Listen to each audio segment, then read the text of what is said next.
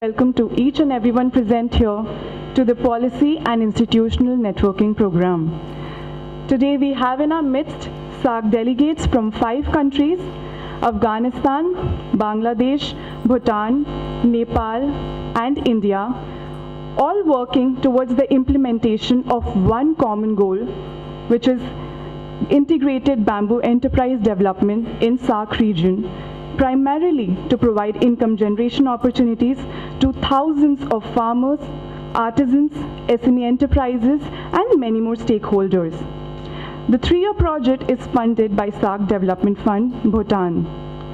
Foundation for MSME Clusters got the opportunity to organize a 5-day cluster development training program for the implementing agencies of the 5 countries.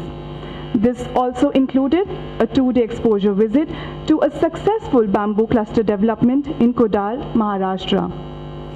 For a more holistic discussion, which is actually our main objective today, we are also graced by the presence of several technical and institutional experts, government representatives, and private stakeholders.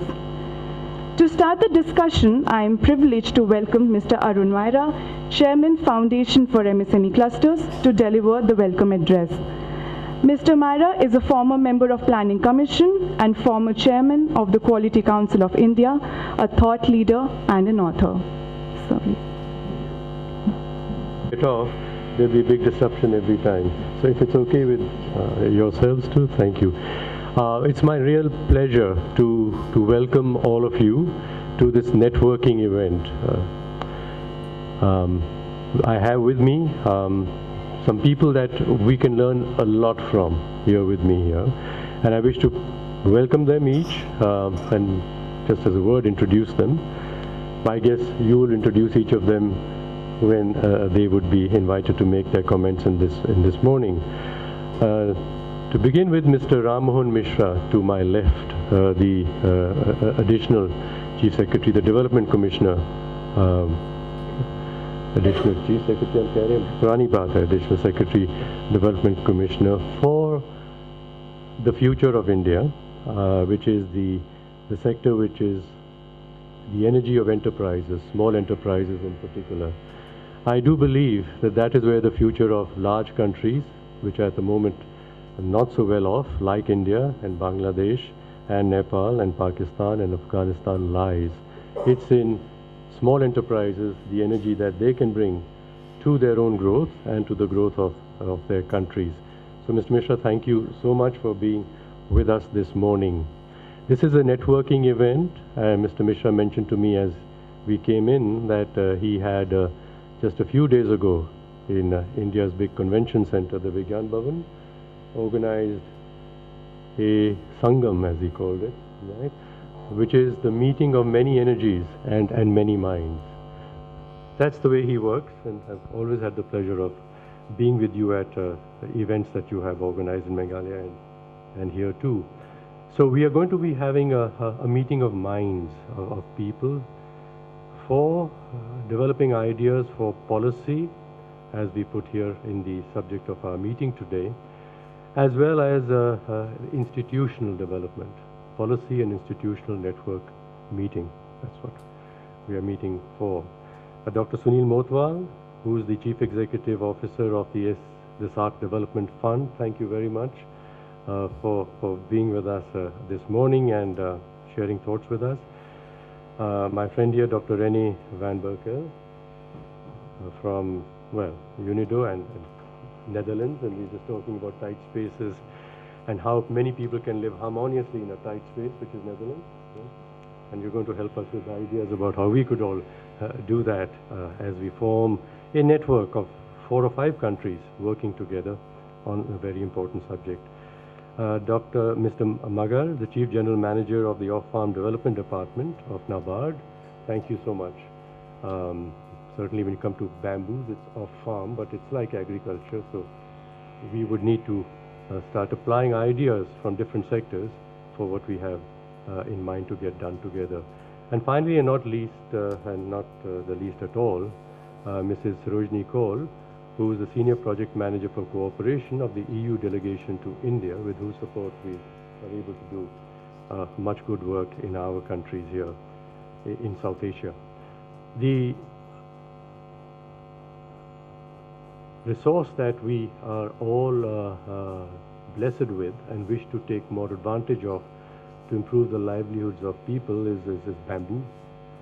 And so the project is about utilizing this very wonderful natural resource available only in some parts of the world, bamboo. Development of societies, of countries, has invariably taken place when they've taken advantage of a resource that they particularly have and make more of it and provide benefits of it to others in the world. So people who've had oil underground have taken advantage of the fact that they have this natural resource which others in the world might value, and so they have developed themselves, their own countries, become quite wealthy. And then some others found that they have something which is not quite oil, but could be converted to something which is close to oil and which is valued. So you have shale oil, and then people said, well, we've got agriculture products which could be converted into oil.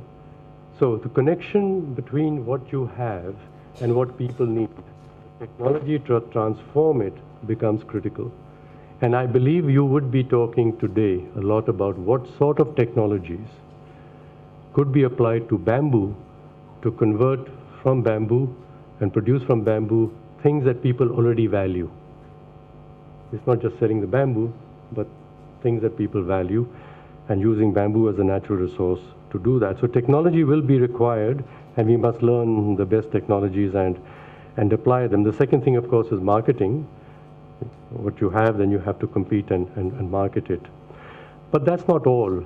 All over the world, like I used the example of oil, people who have capital will take advantage of resource available somewhere and take that resource, convert it, and sell it.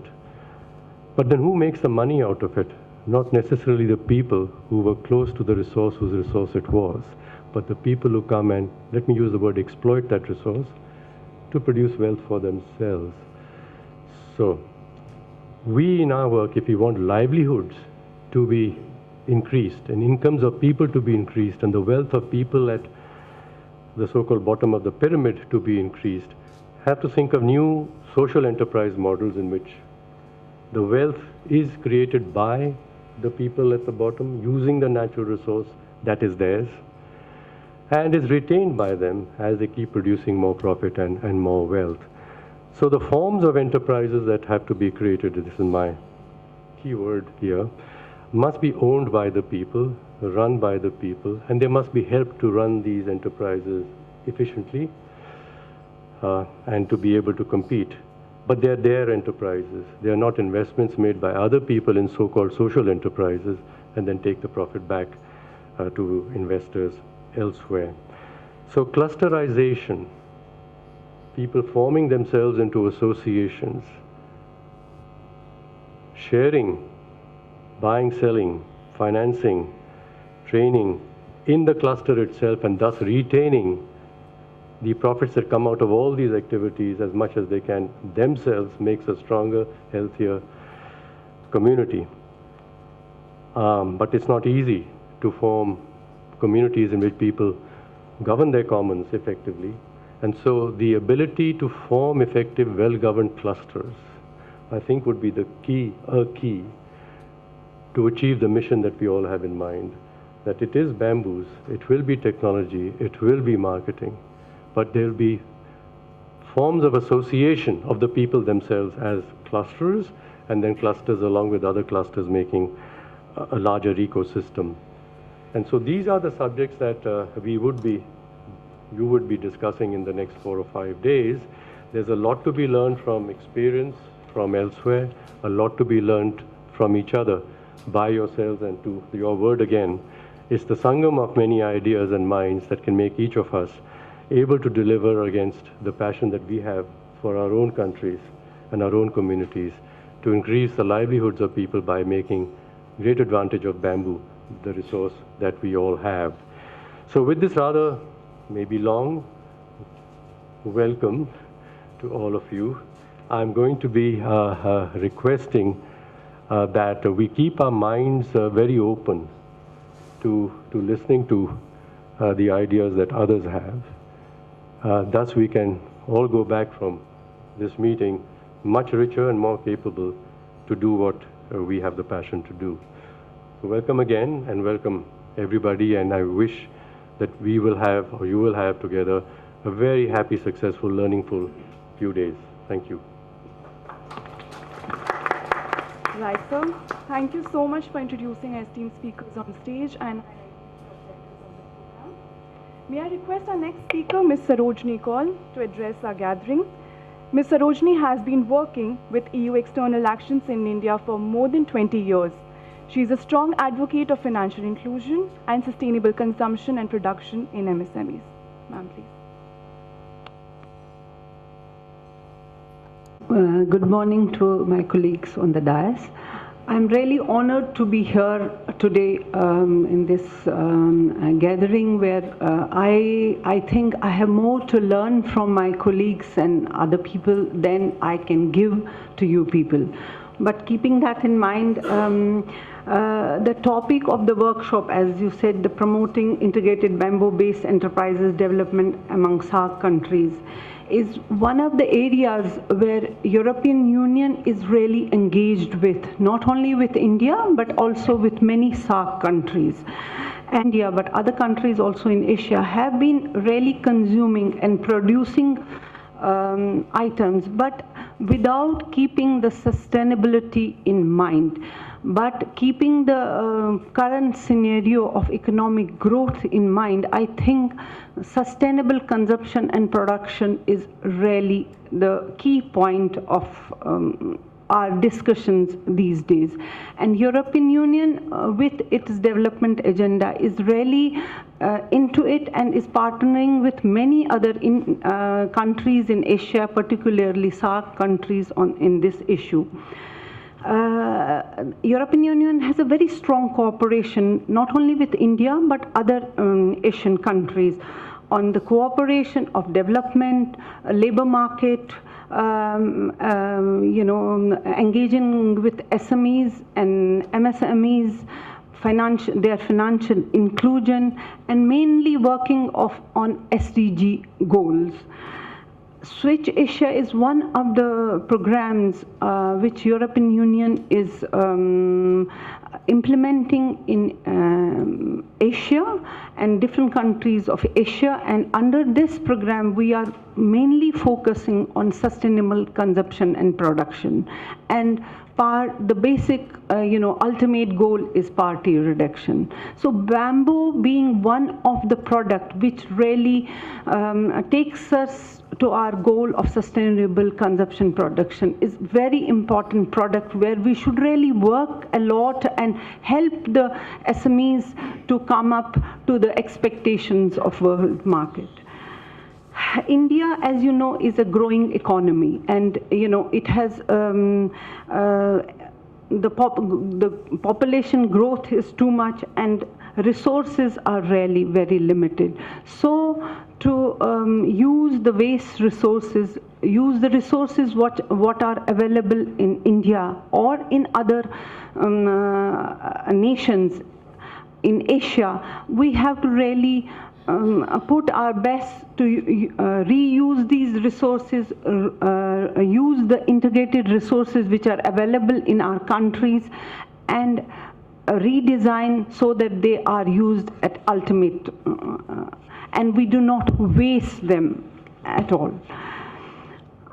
The European Union, you must be, you will agree with me, has a lot of expertise in this field, but I know the situation in India and other SAARC countries is different, but we can take little bit from our European Union experience and couple with our own resources and have the best benefit out of it. In the past, countries have only focused on development and increasing the living standards, but now we have realized this is not the only focus. We should only focus to redesign what we have in the market and use the natural resources in a very more reasonable way. For this, European Union has engaged with India and other Asian countries, and our development cooperation program, Switch Asia, which we are implementing in all the Asian region. This Switch Asia is our development cooperation program, which is divided in Switch Asia 1 and Switch Asia 2. Switch Asia 1 was so successful that with the demand and of all the Asian nations, we had to start another Switch Asia 2 program. The Switch Asia program has 3 components, which is the policy dialogue, the networking facility, and also the grant projects. The policy dialogue, under policy dialogue, this program engages with the national governments of Asian region and talks about policy and improvement of policy, mainly focusing on SCP and the SDG goals. Networking is generally taking the best results from the Asian Switch Asia projects, really linking the projects between the countries, and then submitting the good results to the policy component to different Asian governments. And the main component is the grant projects. Right now we have 112 grant projects being implemented in various 19 countries of Asia. These projects mainly focus on development of SMEs. That is the main key focus of these projects. But thematically they talk about public procurement, sustainable tourism, sustainable textiles, bamboo products, and so on and so forth, anything which comes under sustainable consumption and production. The main aim of this project is that we should use, the Asian countries mostly should use our indigenous resources in a very sustainable way. Under this Switch Asia, we have recently started with Foundation of MSME, a bamboo project. I am sure during the day you will discuss about that project, which is a 4 years project and which will be implemented in India and also in Bhutan. Every project has a policy component, so that after the results are achieved, these results are taken to the government, to the state governments, and to the central government of these Asian regions, so that we can develop the policy keeping in mind the results of these projects. Government of India, especially Ministry of Environment, Forest and Climate Change, is well aware of these projects and is really keeping the results of these projects in implementation of their policies. So the next call for proposal of this, the projects which are selected under this Switch Asia are through a call for proposals. Time and again we announce these call for proposals, and next call for proposal under Switch Asia will be announced sometime in October or November this year. So I think more and more people should apply for these and try to implement these kind of projects in the region. I'm sure there will be a lot of exchanges on this Switch Asia projects also, not only during this workshop but otherwise also. And I really request, if you have any questions or any request on the Switch Asia, you can either contact me or go to our website and you will find all the information. I'm sure by that I will just close. I'm sure I will have a lot to learn from you people during the course of the day, and thank you so much for good discussions.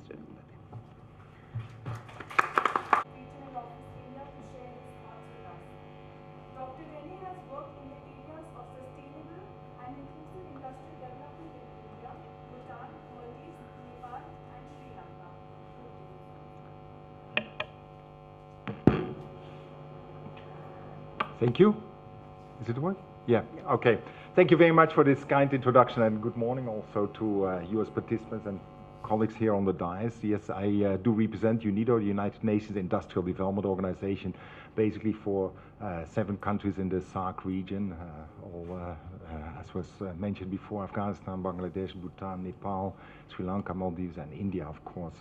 I will talk a little bit more on the approaches of UNIDO, maybe a bit centered on India, but I also often say that the approaches we are trying in India, some of them are also replicated already in Sri Lanka and Bangladesh, Afghanistan, where we have major programs, in particular in the areas of cluster development, value chain development, which I think are very important for developing bamboo-based industries and livelihoods.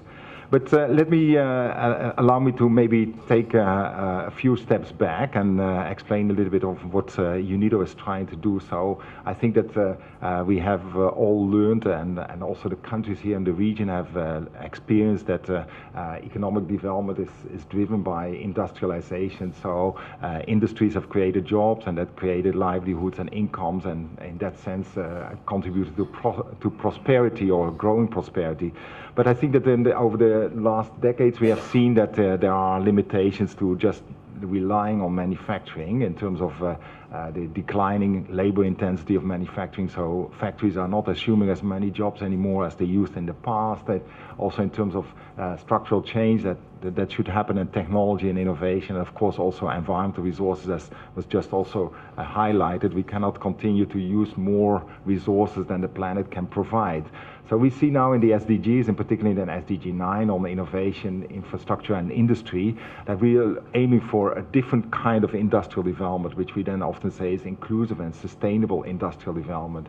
In the official language, that's then advancing economic competitiveness, that is safeguarding the environment and creating then the shared prosperity. These are all very big words, and I often then say, oh, well, what does this mean? This basically means that we are looking for factories that are fit for the future, but that were basically already needed yesterday. So this is factories that are able to compete in markets, but are factories, if I say factories, could also be a small workshop or so. For factories that produce products that are acceptable to the market, that are competitive in international markets, that have environment and energy issues ingrained in DNA, so comply with environmental rules and regulations, and that also take care of the people and the communities in which they operate.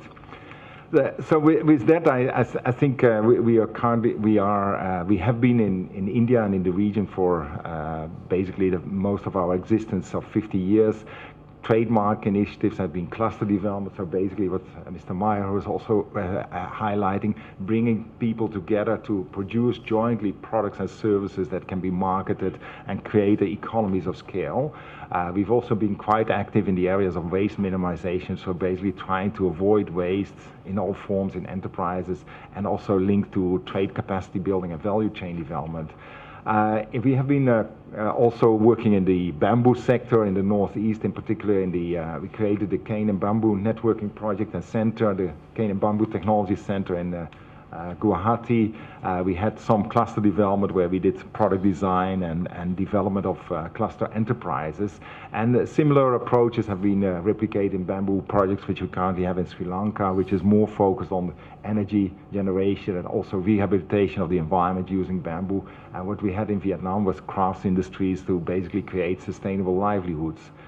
I want to maybe say that we are currently working in India, and I would say by and large this is replicated throughout the region on 4 main areas. First of all, the productivity and resilience of MSMEs. So MSMEs are the engine of growth, of job creation. So we want to see that small and medium and micro enterprises succeed in markets and are productive and resilient, so also not appearing and disappearing, which we often see. So that is quite linked to them having better skills, better, more lean manufacturing approaches, better technologies there. And the second big pillar is basically the solutions for climate, resources and environment, where we work on on waste minimization, sustainable consumption, sustainable cities, and energy efficiency and clean tech innovation. The third area, and that's probably the most relevant for today's issue, is that we are trying to see more on how we can create inclusive value chains and sustainable businesses. So how can we create business that is more valuable to local communities and maybe communities that have been left behind so far in remote areas, using the resources which are available in the communities. And then as a fourth pillar, we then talk about industrial policy or strategic policy for industrial transformation. We don't want just industries, but we want industries that are inclusive and more sustainable. So then we need to also try to align our policy incentives.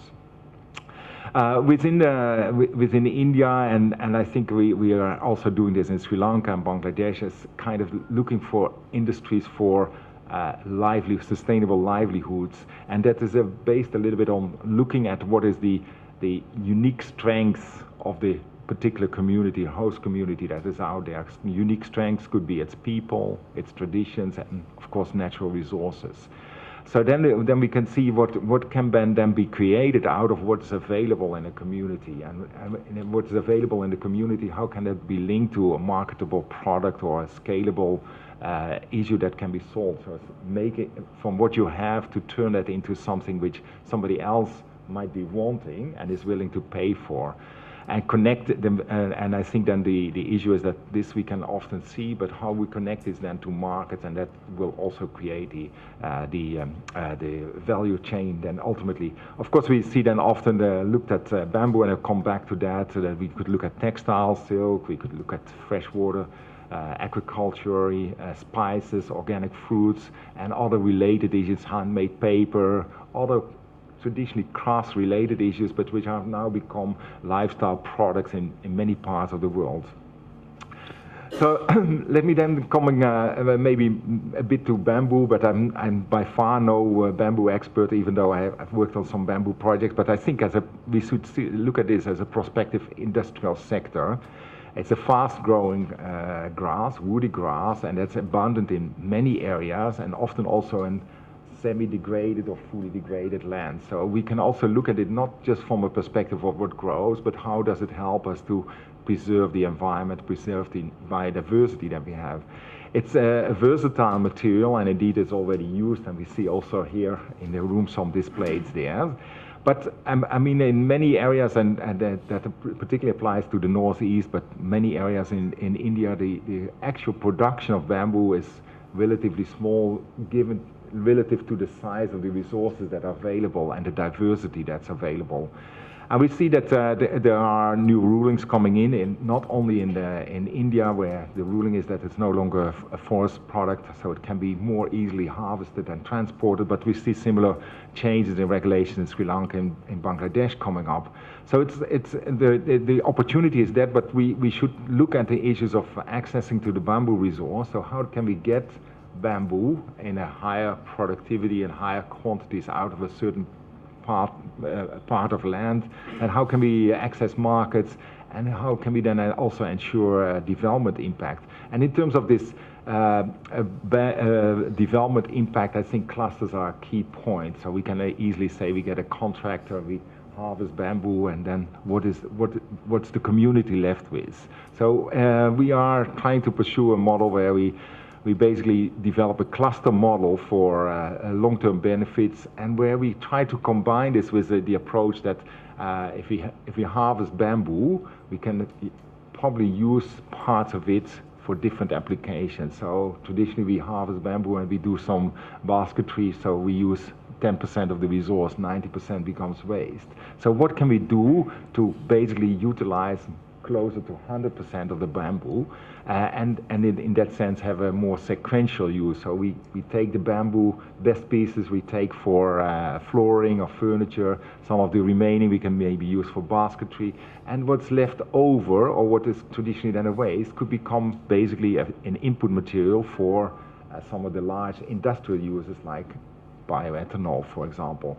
So we signed last year then an MOU with NRL, which is an oil and gas company in Numaligarh. sorry for the pronunciation, in the northeast, and they are trying to set up a bamboo biorefinery, and we are trying to set up 25 clusters around that will do basically product development and try to sell products, and the waste of this product could then go into the biorefinery. But this is, of course, contingent then also on a bit of the scale. So we have to match, on one hand, the kind of the cluster approaches, which are traditionally more smaller scale, to something which can be an industrial scale. So if we want to look at industrial applications of biorefinery, we talk straight away of 300 or 500,000 tons a year, which is a huge amount, and the logistics are quite impressive. And the same is true if we want to use it for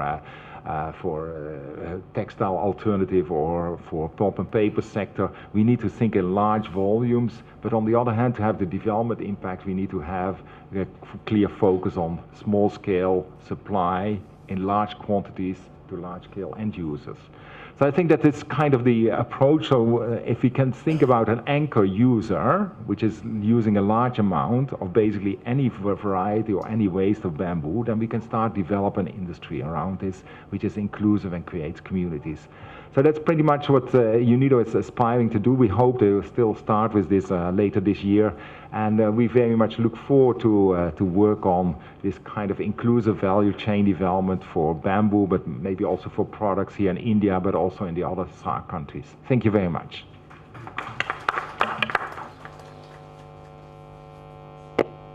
With us,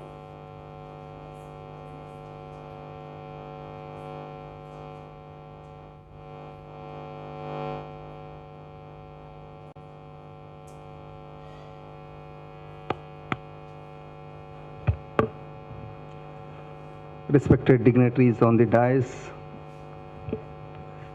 and SAARC delegates, very good morning to all of you.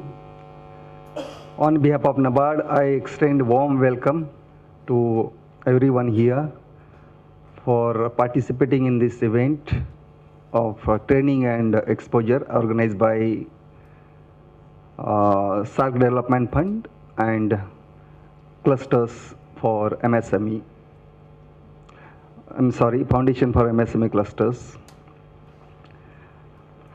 You'll agree with me, for any country, if its economy has to prosper, it has to pay attention to both the sectors, farm sector as well as non-farm sector.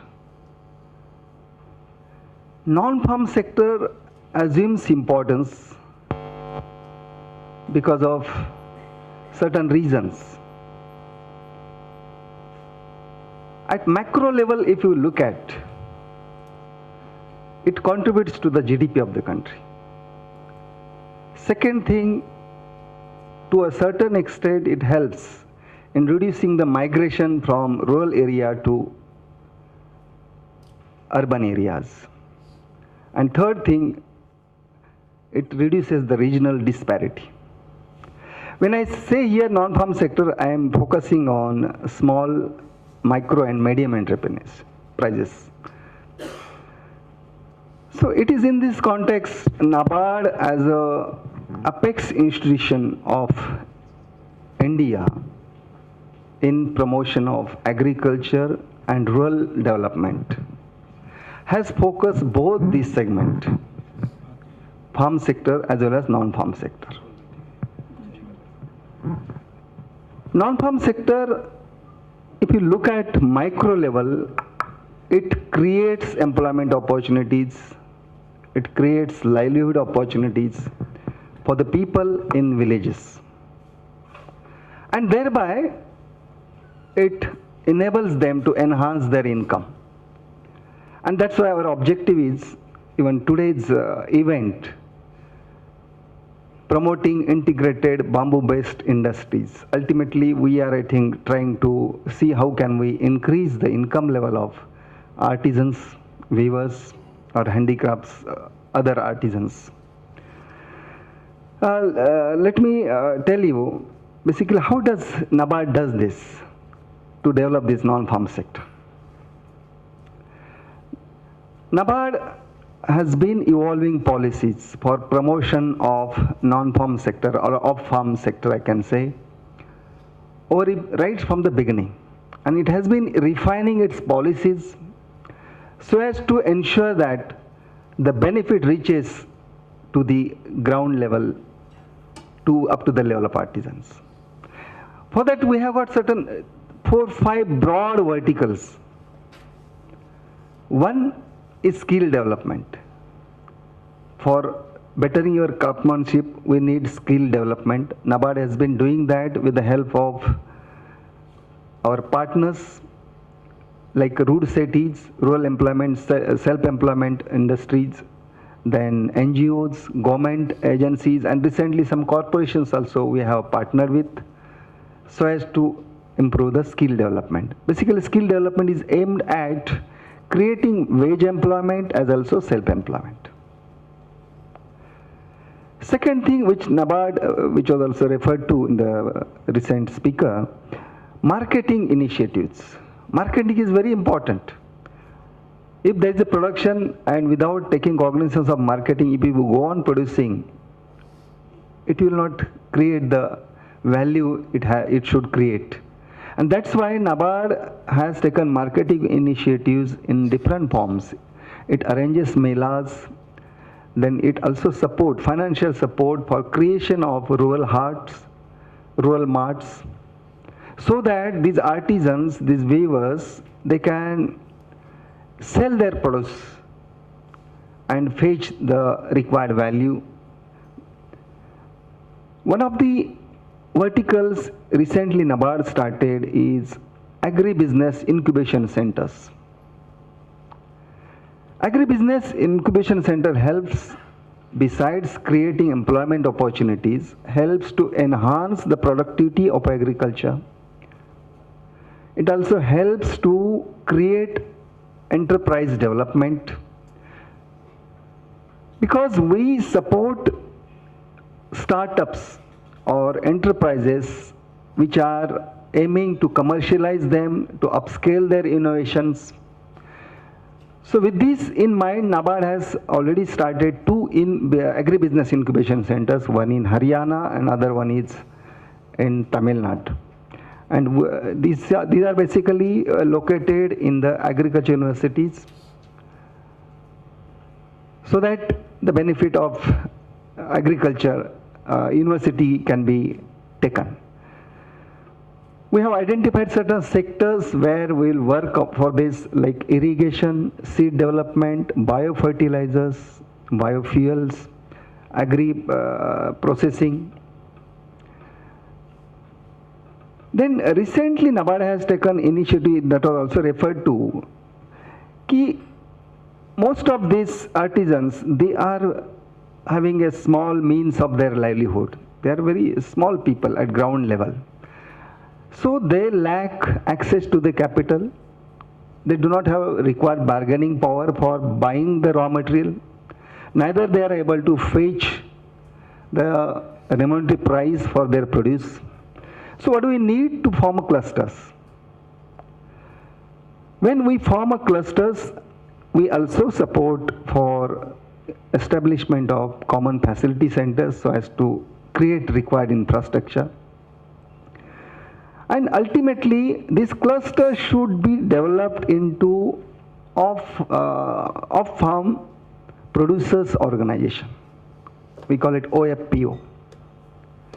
So that once they are organized into an organization, it is expected their bargaining power for procurement of input as also bargaining power for selling their produce will enhance. And therefore, the price spread, the price at which they are selling and the price at which consumer is getting shrink. And ultimate benefit will reach to the artisans. So these OFPOs we are promoting. Presently we have promoted OFPOs in the existing clusters. In future now our plan is to go for new clusters. I am pleased to tell you in this regard here, we have already been in partnership with Foundation for MSME clusters and SAARC Development Fund. And NABARD has co-funded a project sanctioned by SAARC Development Fund. where clusters will be developed in Dumka and Ribhoi, two districts. One is in Jharkhand, other one is in Meghalaya. And we have already worked out how do we go ahead. It's a 3 years project, having components right from the pre-implementation stage, that is undertaking base level survey, that is situation analysis, mapping, then bamboo production, harvesting, post-harvesting, then how do we enable them access to the credit. And NABARD will be, of course, funding two components of it. One is design development, production development, product development, and other one is skilling. The skilling is in two forms. Skilling is it is basically training of trainers, as also training of artisans and weavers, basically, for upgrading their skills. So it is expected this project within 3 years we will be in a position to form two good clusters, and ultimately the next way forward could be formation of producers organization. So this is one project which NABARD has partnered with SAARC Development Fund and Foundation for MSME Clusters. I'm sure this project will be will give good learnings for future formation of the clusters. I think this event organized is very crucial, as because all of you know India is having major species of the bamboos. Rather, our share, we are ranking, we have got second rank. But as far as, if you look at trade share, it is hardly 4%. That means there is ample scope for increasing our market share. So what we need is all stakeholders need to come together, fine-tune our strategies. There is a need to have innovation in product, processes, use of technology. And with this, we'll certainly be able to tap this potential. I think this 4 or 5 days workshop will certainly throw light, and it will ultimately come out with some suggestions. I think that will certainly take these bamboo industries into its next phase, rather I can say phase of exponential growth.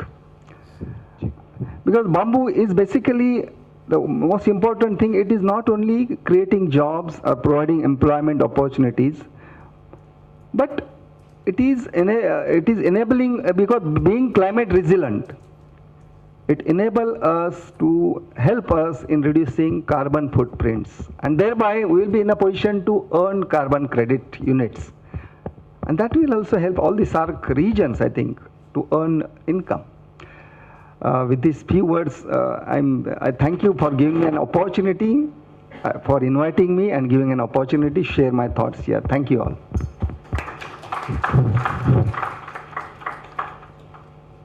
Thank you, sir, for giving us further food for thought. We have with us today Dr. Sunil Motiwal, CEO of SAARC Development Fund, to address the gathering. Dr. Motiwal is a former senior international expert to UN, APCTT, SCAP, and UNDP. He's also a writer of various thought-provoking articles. So on to you. Thank you for your kind words. Mr. Arun Mehra, the chairman on the dais, plus my other distinguished colleagues, Mr. Gulati, with whom we are working very closely, and the delegates of the implementing agencies, plus some guests are there, and my SDF family. It's a great opportunity for me to be a part of this important event, since we are the funder of this project, so we will see the project more closer during this interaction with the concerned other implementers also and the implementing agencies also. If I remember correctly, this project has got the birth in Bhutan long time back, when I welcomed Dr. Sheila Bide, the Special Secretary to Government of India. She visited my office and she discussed initially the concept of the project. Then later on again she visited, 3 times she visited our office to come out with a concept note, and formally she submitted the project proposal also. So I think the credit goes to her for taking the initiative, and I was also very excited to see that bamboo project should be taken. So as one of the project for co-financing. So let us give a round of applause to her because she is not here, and she is not well actually. Although she has attended our conclave, which was concluded yesterday, and she was very keen to be a part of the panelists, but somehow she could not able to make it. That was the starting point, and this project was submitted to SDF. Due to so many reasons, the project has not taken on at that period of time. I've completed my first tenure at SDF, but when I joined the second tenure as the CEO of the fund, I took the initiative immediately to revive the project. And I was in touch with Mr. Gulati. Mr. Gulati was the overall in charge for that time, and still he is in charge, but he took the initiative and supported SDF call. This is the way the project has started growing, and slowly we have reached to the stage right now. After a couple of years, that project is now on the verge of starting. It's already started, but actual impact will come in the due course of the time. And I'm very sure this project will provide development and economic impact at the grassroots level for which this project has been created. My other learned speakers have spoken a lot about the bamboo. I am not basically a bamboo man, but I could make it out. There's a lot of potential is there. Like Mr. Magar has said, there's hardly 4% market share we are there. So there's a lot of scope for the development, a lot of scope for the further enhancing the capacity of the small farmers. So, and India is the second largest producer of the bamboo. So there's a tremendous scope is there. Recently, one conference has taken place in China, the Bamboo Congress. They've invited me also, but although I could not able to make it, I think I've got some recommendation which I'll share it with Mr. Gulati also. That will be very informative for the implementing agencies for this project. So, very briefly, I'll give my remarks. As you know that SAARC Development Fund is the umbrella of financial institutions, funding projects and programs in all the SAARC countries. We have a capital base. As on date, authorized capital is $1.5 billion, and paid up capital plus some other contribution is coming up to the $500 million. Plus, right now we have committed more than $100 million for various projects. We are implementing 14 projects as on date. 12 is related to social window, and 2 are recently approved by us for the infrastructure funding. And right now we are flooded with the projects under the economic sector and the infrastructure sector plus social sector also. So out of this conclave, we have got number of projects, number of new way of working.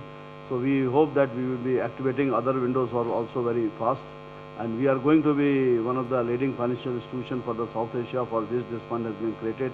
Our mission is to provide the regional integration, economic cooperation among member states, which is right now missing. As you know that South Asia is hardly integrated to member states, less than 3%. And there's a less than 1% investment is taking place among the SAARC countries. They all are doing business outside. And some of the economies of the South Asia is the fastest growing economy in the world, which includes India, Bangladesh, and Sri Lanka. So there's a lot of potential for doing some trade, business, and other activities within the SAARC region. So we hope that all this project will fulfill our objectives, which has been given by our charter.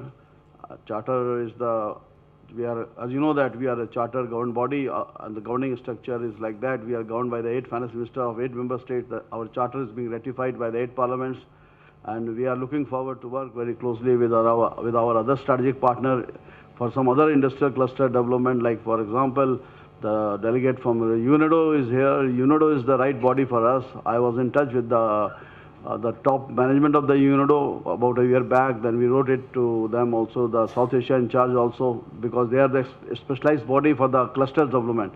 So they are the right people for us. We are very keen to work more closely with NABARD also. We are very keen to work with the SIDBI also, with whom we have signed the agreement. SIDBI is meant for the MSME segment of each country. NABARD is also doing great job, which one of the colleague of the Mr. Magar was there in our conclave a few days back. He also highlighted some of the important issues. So we look forward to see that how we can work together. In the similar way, European Union lady delegate is here. I don't remember the name, I'm sorry for that. But Mrs. Kaur, oh yes, okay, yeah. So she's also here. We could work with the European Union also. And I'm in touch with the European Union headquarters office also. We met the top authorities. So we want to form a consortium of all the funding agencies together so that we could work together and can fund projects in much larger scale, which are more capital intensive and which could make a difference for the times to come. And South Asia has become more stronger, more integrated, and become more effective in terms of business, trade, investment around the world. So this is just general comments about all SDF, but let me tell you very briefly how this project, what is the background of it. I just take hardly 2 minutes more. So Mr. Gulati is aware of the fact, but for the other people, we are just informing them that the project was approved by the SDF Board of Directors during 23rd meeting of the December 2015. The total budget is $5.12 million, of which SDF has committed to USD $4.3 million, and implementing agency contributing around 13%, which comes around 733,000. So it's a co-funded project. As a matter of fact, this is the first co-funded project in the social window. So that's also very good learning for us also, how to manage, how to make it more successful and effective project. Now, second point is that the project is approved for the implementation in a couple of countries such as Afghanistan, Bangladesh, Bhutan, India, Nepal, Pakistan. And some of the project financing agreement has been already signed. All of them have been signed except the Pakistan. Pakistan is not signed because they have yet to get the confirmation from the higher authorities. The implementing agency is in touch with us, and the project start date was March 30th, 2017. So 1 year is already over actually. However, with the delay in the signing of the project financing agreement, the project was able to commence implementation only in late 2017. The project financing agreements of Nepal was also signed recently, and I believe my colleague Pem is also carrying a copy of that can be given to them. The project is expected to end by March 30, 2020, and the inception meeting of the project was held in Bhutan in November 2018. Implementation agencies from all the countries, including Nepal, at the meeting which took place briefly at SDF project work planning has been also worked out, and the log frame is ready. All the reporting requirement has been discussed during the inception meeting, and this annual work plan has been also worked out, and log frame is also ready. So it was all ready to gear up, and this particular training is also going on, and I believe this training is going to be very, very meaningful because FMC is the master in the cluster development. That is why they have been taken as a technical advisor also. I will recommend it very strongly to all my implementing agency in member states during the inception meeting. They have agreed with my suggestions. So FMC has to play a very important role, and they provide all the technical inputs and other guidance also, so that this project could become a successful project. Now, it was during the meeting of the IAS expressed the need for the capacity development of IA in the cluster development approach of the UNIDO to be followed. So Mr. Gulati will take care for that. At the premise of the project is based on the application of the cluster-based approach, which has to be adopted for the implementing of this project. The SDF is happy to see that the training has finally been able to be provided by the IAS. I understand the IAS have been returned from the 2 days field visit in Maharashtra for one particular cluster, which has been taken as a model for learning process. So hopefully it was good, and next couple of days discussion up to tomorrow, I believe, going to give us more blend of theory and practice in terms of learning the process of how to develop the product, how to develop the market, and some of the key factors which I just jotted down, which are very important in order to make this project successful. I'm not talking something new. I believe Mr. Gulati and his team knows everything. Like one is that you have to work out the new product mix. New product mix is very important. If you are going to produce all the routine type of the products, then you cannot distinguish yourself from the other markets, what the market demands. So you have to create your own market niche by developing a new product mix, which is very important. Maybe the value-added product, which will certainly help you to distinguish yourself from the other manufacturer producers in the market. The second is that, which is more important, which my colleague from NABARD has already highlighted, that is the market linkage. The market linkage has to be worked out. You could participate in the different trade and different other related activities also. So market linkage is very important for all the producers and implementing agency, whosoever is involved. For example, I'll give you an example. Another flagship program of SDF is doing very well. That is the SABA project, Women Empowerment Related Project. which has got the excellent market linkage, and Bhutan Sabha has become the #1 Sabha among all the 7 countries where this project is implemented. And Seva from Ahmedabad is our implementing agency. Now they have come out with a new product mix, which I have advised them long time back, and I feel very proud of it. They have taken my advice very seriously, and they have come out some well-weighted product, and they have started marketing to the advanced market like Japan, China, and Taiwan, and some of the other markets also they are developing. So they have now reached to the break-even point, and they started making the profit also. So some approach has to be followed by Mr. Gulati and team like that only in order to provide the market linkage. The other very important aspect, which is my favorite area, whenever I talk for the implementing agencies and when they approach to us for the funding, we talk about the sustainability, how the project is going to be sustainable after the exit of the SDF. That is very important. Now it is just grant has been given, don't consider it as a granted grant. You have to use this grant, make the project sustainable, grow further down the line. And my Mr. Arun Mehra has also highlighted the concept, which I am also very much particular, which I want to highlight once again here, that all the enterprises are required to be run as a social enterprises with the proper projection of the profitability, so that they could earn and they could survive even after the exit of all the funding institutions. This social enterprise concept has to be implemented very strongly, and some of the leading business school around the world, not only in India, they are running the master's program, the MBA program in social enterprises and sustainability also. Like in Delhi, the TERI is also a institute which is running an MBA program with the sustainability. So this aspect has to be taken into account. That is also very important. The other one, which is also part of the model of the what you call your project proposal, that is the revenue generation model. Revenue generation model has to be there, so that earning has to be there, inflow, outflow of the has to be there, very strong. Your bottom line has to be healthy, and you have to be in a position to survive for a longer period of time. So this is what I could say right now. Apart from that, recently, a couple of days back, I met Dr. Panda, the Secretary MSME, the colleague of Mr. Mishra. We had a very good discussion, 1 hour discussion, in order to promote the MSME segment in the world, in the South Asia, especially in India. So we have signed the agreement with SIDBI, and MSME Ministry is also supporting us outrightly.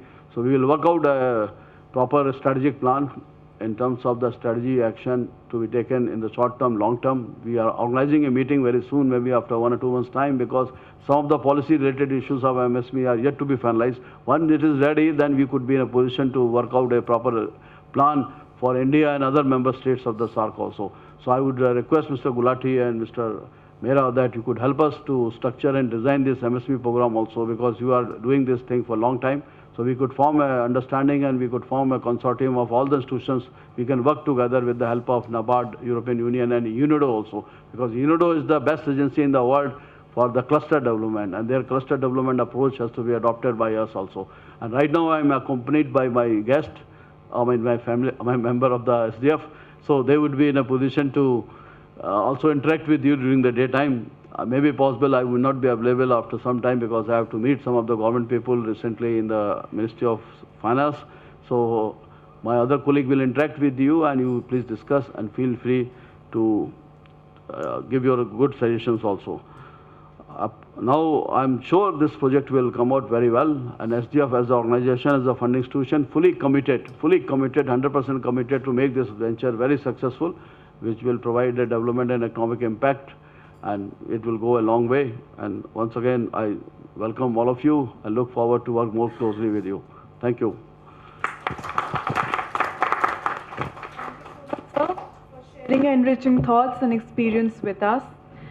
May I request our next speaker, Mr. Ram Mohan Mishra, Additional Secretary and Development Commissioner, Ministry of MSME, to deliver the inaugural address to our forum.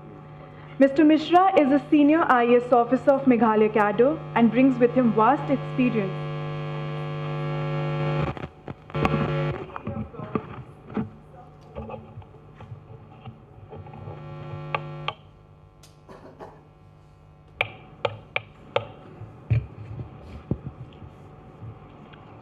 So, very good morning to all of you. It's a privilege to be here. Mr. Myra, who is sitting with me here.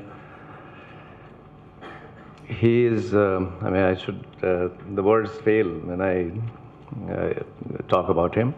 There's so much of distilled essence of wisdom about the communities which he has. And I would like to congratulate the SAARC fund and also Madam Kaul that when they have chosen MSME clusters, Foundation for MSME clusters, I think you have done the right thing. This is the best you could have had. So my congratulations to both of you. Thank you. Next is my warm greetings to the friends who have come from neighborhood, from other countries. And actually, in a way, it is a homecoming because not long ago, it used to be just one country. So it's only a question of, I mean, we become more than one, but then it's one place actually, one particular geographical area. This is important discussion because when we're talking about integration, this is the crux for success of the subject we are discussing. Now, what is this integration? So first integration is with the markets. When we talk about this enterprise, if upfront, day one, in the very beginning, it is not integrated with the markets.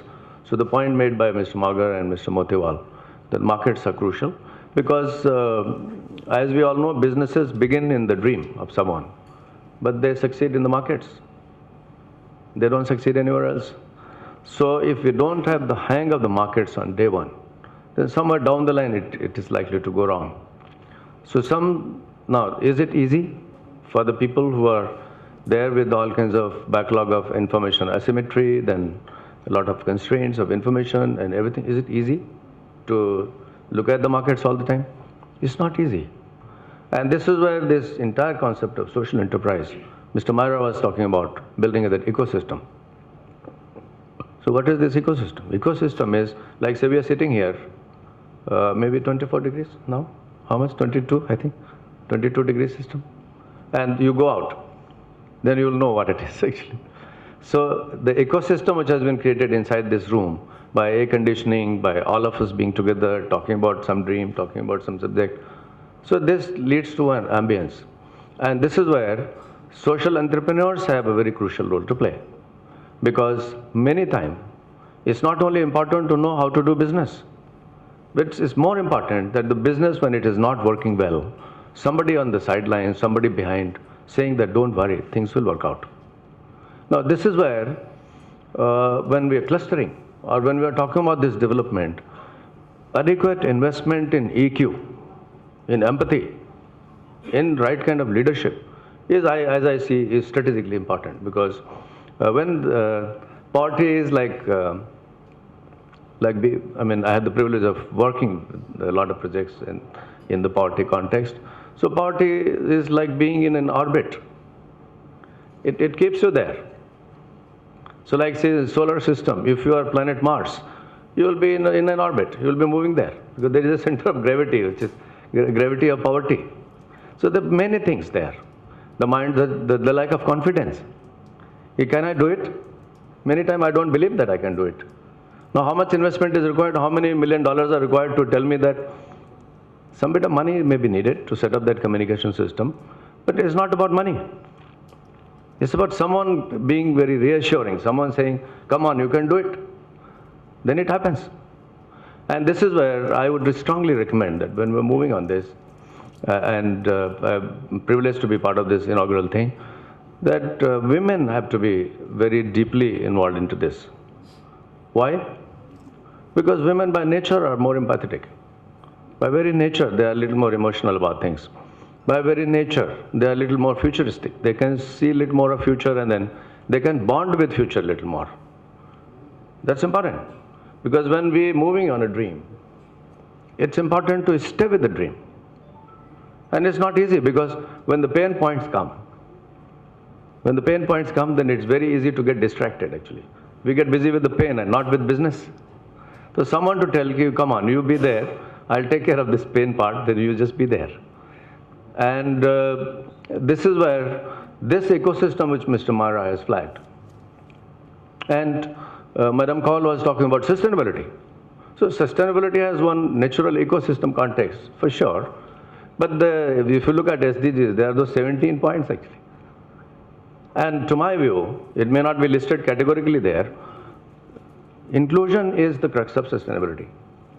And inclusion in what sense? Just to redistribute the money we have, redistribute wealth, or bringing prosperity to everybody, that is one. Emotional inclusion, that is not discussed too much, but then that's extremely important, because if I have a sense of belonging with you, then you have certain degree of trust in me.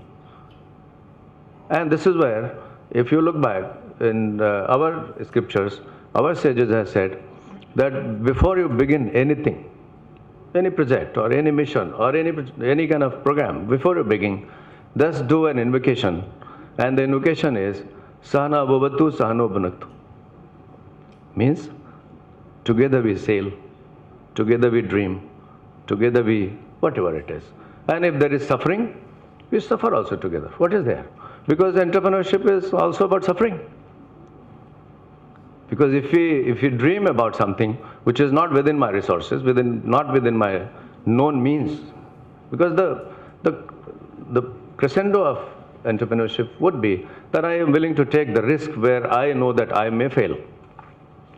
Now this brings fear, and this is where I would suggest that this aspect of the project, where building up this emotional capital, I'm not talking about gender, but going for women would be easy, because they would bring, and like Bangladesh has already given the evidence that if you bring financial inclusion through women, it has better degree of success actually, it's the better chances of success. And finance is the crux of business. So if we have been able to include women, we are also assuring ourselves that we are likely to succeed in terms of financial inclusion. And moving on, second kind of integration which we need to look at very closely is integration of the supporters. Like, so when you talk about ecosystem, in the ecosystem, we all know, I'm just repeating what we all already know, that ecosystem for the business has several dimensions of it. First of all, first investment is needed in inspiration. If I don't get inspired to pick up a project, then I don't do anything. So will it happen automatically? For the poor, it will not. Somebody has to invest time and energy and empathy to reassure me that I can do it. So that's one. First aspect of the entrepreneurial ecosystem is for people to get inspired, to get motivated. Now, the moment I get motivated, I have questions. First question is about market. Suppose I buy your idea and I start producing these bamboo mats. Well, who is going to buy? So that knowledge. Then there's several other pieces of knowledge which are required. So knowledge of markets, knowledge of what technology should I use. Mr. Rene was speaking about using technologies which don't lead to too much of waste. In a sense, it is lean manufacturing actually. Lean manufacturing techniques we have to. So I would like to, I should not speak about our own schemes, but we do have some schemes. I think Palash from my team is here. I think if you are interested, he'll give more details hereafter. So we have a scheme for the design, we have a scheme for the lean manufacturing, we have several other schemes which could be integrated when we are talking about integration, where they could lead to greater efficiency of the investments. And so the ecosystem has so many players: inspirational people, knowledge people, technology people, infrastructure people, financial services people, and the market services people. Market means the brand, then logistics, then the supply chain arrangement, and eventually policy and governance. So Mr. Motiwal was just speaking about policy and governance. You have everything, but the policies are taking you somewhere else, then there is a problem. The investment has a risk. So that is two. Third is the integration of the producers themselves. And this is where Mr. Mara very beautifully mentioned that to organize them in such a way that they are able to govern themselves. Because if we try to govern them from outside, there are transaction costs. And best way to govern them by themselves is being capable of doing it. And that won't happen just like that. Because, so this is where a lot of investment is needed in creating that capacity, that this Sahana Bhavatu is a good model, because that is more sustainable, more profitable. Eventually, it is more likely to be more successful. And this clustering we're talking about markets, there are two ways of doing it, as I have experienced. One is we create that capacity in them to be able to sell to the market. So that is one way of doing it. And I think wonderful work has been done by all of you, and particularly Mr. Mara's institution. Fabulous work has already happened, empowering people to such an extent that they can transcend the barriers and then shift the orbit, go to the next one. It's possible. For many times, we may not get those numbers because it's time-taking, takes a lot of time. And the ifs and buts remain. So another way I have come across is that if we can get somebody who's like Mr. Rene was talking about anchor user.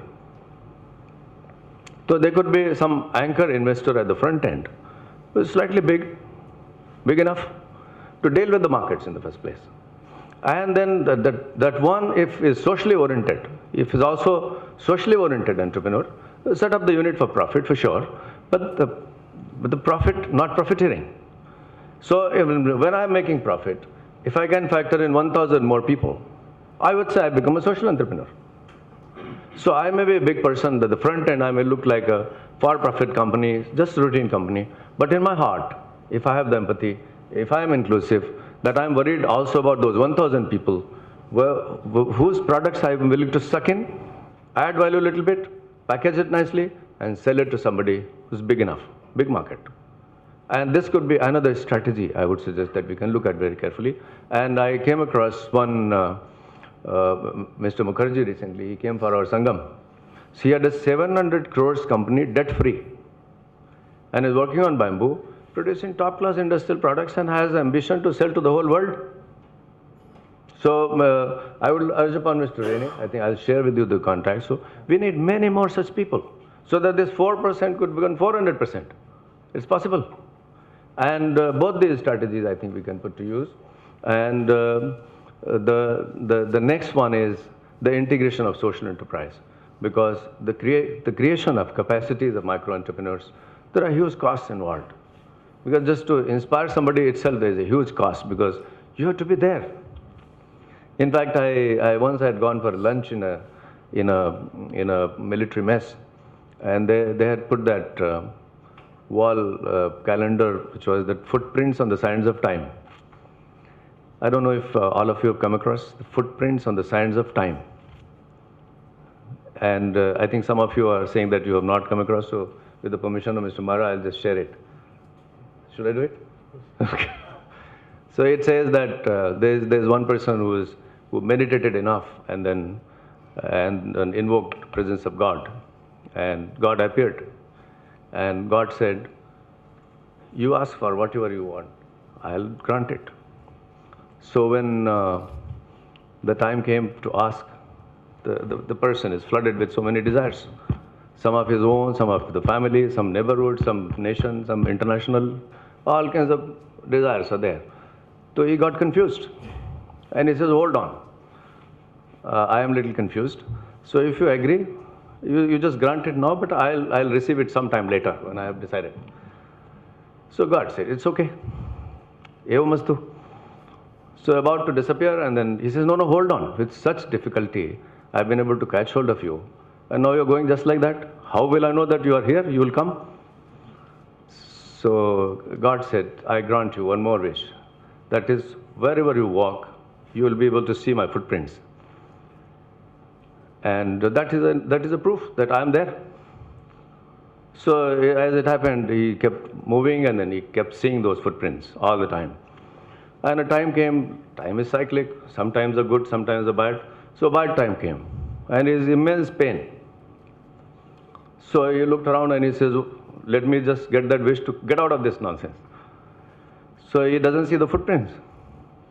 Footprints have disappeared. And then, all kinds of good words he used. He said, "I always knew that you won't turn up, so that's why I had taken this assurance. Now you've given the proof that you are nowhere to be seen." All kinds of things which generally human beings will do when they're in distress. So when the time passed again he sees the footprints. And then he invoked. And he says, where did you flee? When I was in so much pain, and then you simply disappeared." So God said, "When you are in that much of trouble, I was carrying you in my lap. So that's why you could see only one set of footprints that were mine, not yours. So social entrepreneurs many times are like that. They are willing to carry people in their lap.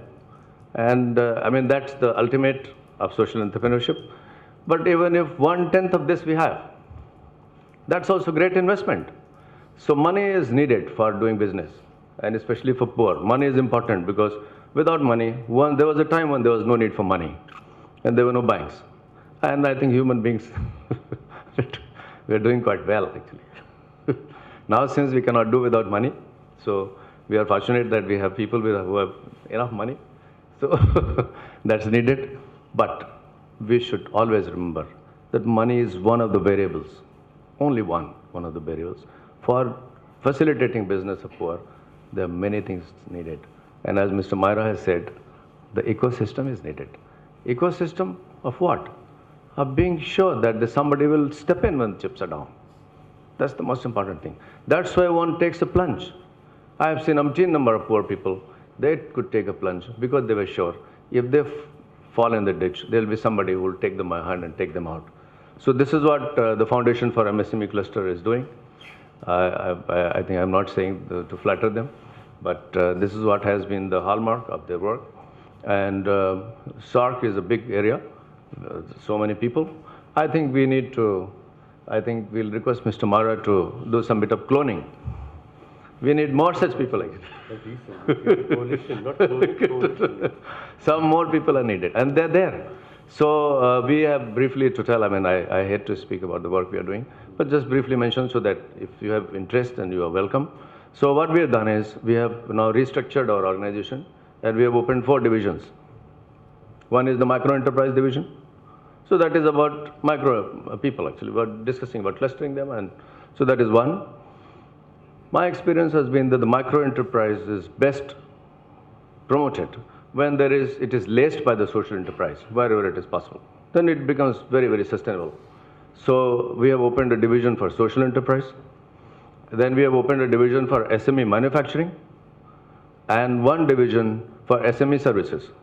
And my belief has been that micro entrepreneurs, if they have the support of SME services, and this was spoken by Mr. Magar, if they have support of SME services, the reasonably priced, easily accessible SMEs. And SMEs also to be the aggregators, and then to deal with the markets, and to bring in those investments which the micro people cannot handle. So only investing in poor, sometimes it will succeed, but it is best that we invest in both. And we invest in micro, we invest in SMEs, and we invest at the point that this is looking at the markets. And if the women are blessing this idea, then I have no doubt that this is bound to exponentially grow. And may I congratulate all of you for this very wonderful project. In fact, when I was in Meghalaya, I had the chance to see it when it was just budding. And it is such a fascinating project. Let there be many more such initiatives. And I would like to thank Mr. Motiwal and Madam Kaul for being nice to India and also to the neighbors for making this investment. I would take this opportunity to urge upon them that there are many more possibilities, because we have many more people who have a dream, but they have no connection with the finance. And time has come that we not only need to aggregate the social entrepreneurs, we also need to aggregate money. And this is where this year we started a window of viability gap filling. So there's a budget head we have opened, which says that all the investors put together in a landscape mode, if you pull in everything, if there's something left, then we'll have that money. So maybe by another 6 months or so, we should be able to have some fund. And I would like to welcome all of you to be part of it. And together, I am sure, together we can take it to the greater heights. And as I said initially, it is such a privilege to be here, to meet all of you. And this 5 days, I've never seen, I mean, I generally don't come across 5 days workshop.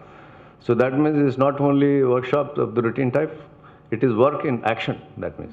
It is knowledge in action, and that's what is needed. Many times we have a lot of knowledge. We have these panel discussions and then a lot of questions, answers and everything. And then we have good lunch also. And after that, we have good folder and everything. And after that, we have good memories. These 5 days, I am sure, you're going to talk about things again and again. And this is what is needed. Just like those ropes, where they create that mark on the stone when they move. I think this is what is going to happen. My best wishes. I will definitely look forward to what transpires in these 5 days. I would have loved to sit through, but then I think it is not feasible. But I would look forward to hearing from you as to what is that you discussed, where is that you are going together, and if you will permit, I would like to also join in. Thank you very much. Mr. Mehra, just take 1 minute. Just last 1 minute. Mr. Mishra, we are going to launch this Social Enterprise Development Program, and since you have created a special wing, so we look forward to work very closely with you for that program also. And this program has been technically designed by the World Bank, and they are our co-knowledge partner, plus this program is going to be launched in all the 8 countries. So we will explore the possibility how we can work together for this program, along with the other target institution also. And the second program we are going to launch it, that is a micro, small, medium enterprise funding. That is also being designed and structured. We are in the final stage of giving a final shape. This program also is going to be worked along with you, because you have a separate cell for that. This is just for your kind information. So very soon I'm going to land up in your office. Yeah, you are most welcome. You are most welcome. We have a fund, you have a project, and you have a technical expertise. We have to Madam call also. Yeah, we have to so we have to club it together. Now, I just take 30 seconds more. I want to inform all the people that we are right now with our team. Some people are here, so they will take the advantage of interacting with him. Our social window administration and finance is being headed by Mr. Anuj Goel. Please stand up, Anuj. Just show your face so people will recognize you. They will make you busy during the lunch time. Yeah, and then he's been assisted by the Pem Bangdi. She's our assistant director, social window. Very effective in the communication and effective in the implementing projects. And she's worked with the UN, and Anuj is also a chartered accountant, work in the number of other bigger organizations. And then we have another director over here. What is the name? Rajiv Saxena. Please come this side. He is in charge for this E&I window, economic infrastructure window, and he is going to talk to the other concerned people also, and he is going to launch micro, small, medium enterprise program also. So then we have another gentleman, Mr. Adnan is there. He is our assistant director, expert in the M&E, and he is looking after the M&E function of all SDF funded projects in South Asia. So he is also a very useful person for your project also, in order to how streamline result-based M&E system for this particular project. With this word, thank you very much. Thank you everyone for sharing your thoughts with us. Now I would request Dr. Tamal Sarkar, Executive Director, Foundation for MSME Clusters, to give a formal vote of thanks to our speakers for taking out their time and being a part of the knowledge exchange and networking program.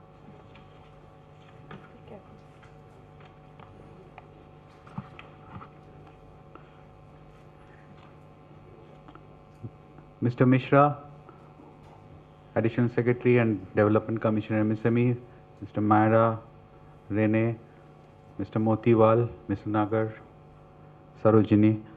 It's really a pleasure to have all of you today with us.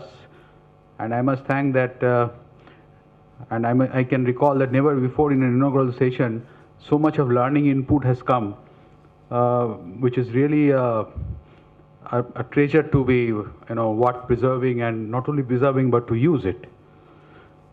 And what comes out actually is that there's so much of products, today is this year is, this is the 200th anniversary of Mr. Karl Marx.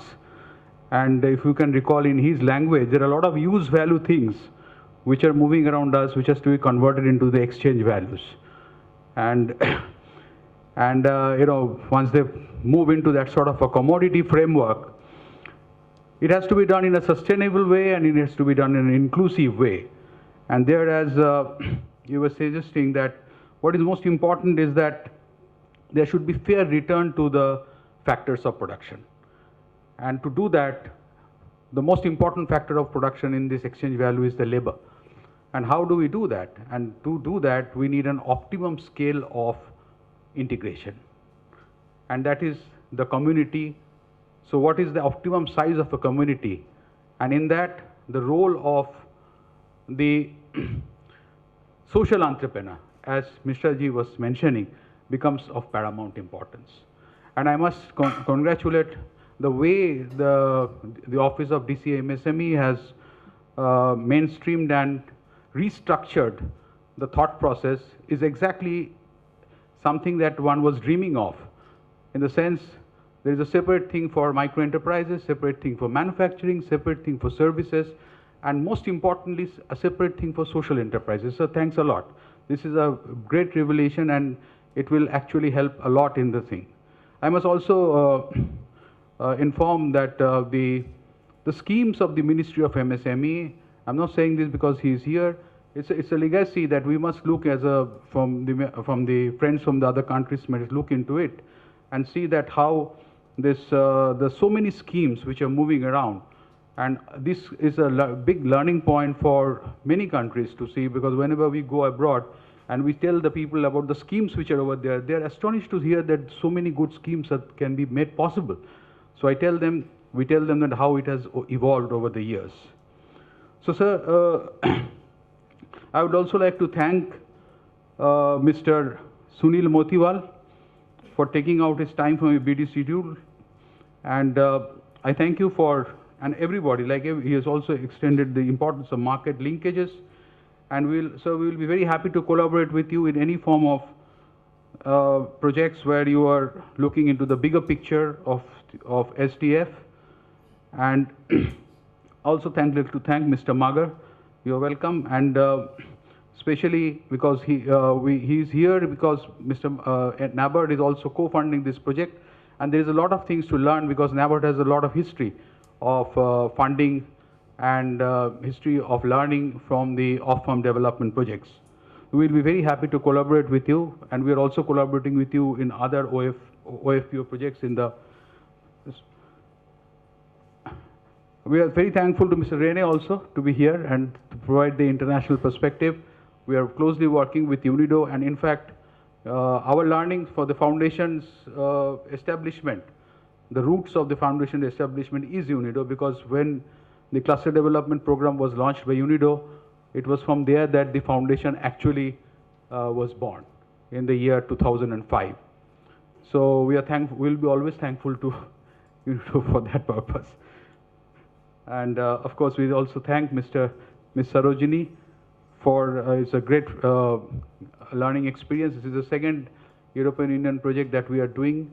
There are so many things we have learned in the last project, and I'm sure that SCP, which is the fundamental building block of this EU networking facility, will be able to put that thing through in the future also. And last but not the least, we are finishing a little early, and that's Mr. Motiwal, just to assure you that we'll try to project and see if the results are attained even before time. Thank you very much. And with this, I will request that this program, the initial inaugural session is coming to an end, and we'll request everybody to join us for a cup of tea, please. Thank you very much. Before that, I would request Dr. Tamil to hand over a small token of appreciation to our speakers. I will request Mukesh to join me, please.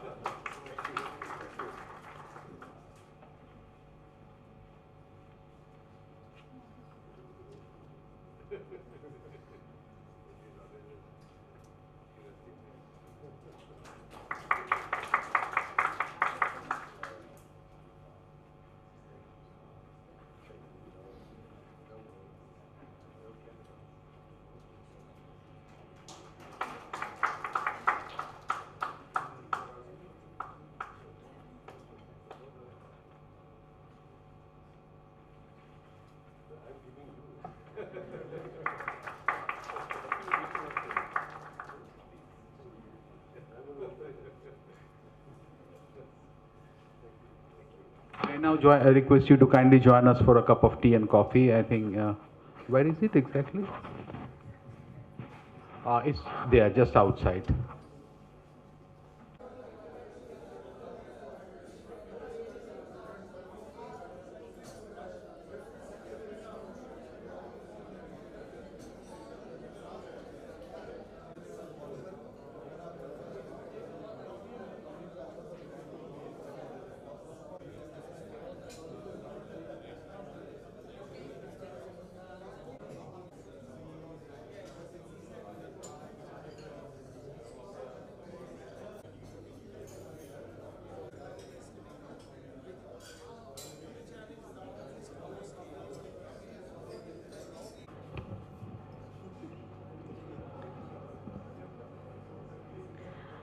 We have two technical sessions for this half.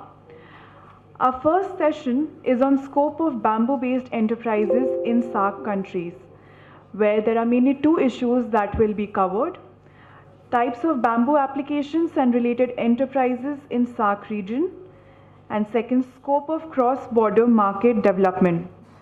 Our technical expert, Dr. B.N. Mohanty, is a director of Indian Plywood Industries Research and Training Institute, Bangalore. Dr. Mohanty has a significant working experience in various premier research institutes. His contribution on drafting of bamboo policy in Manipur is praiseworthy. Sir, may I request you to please address the forum.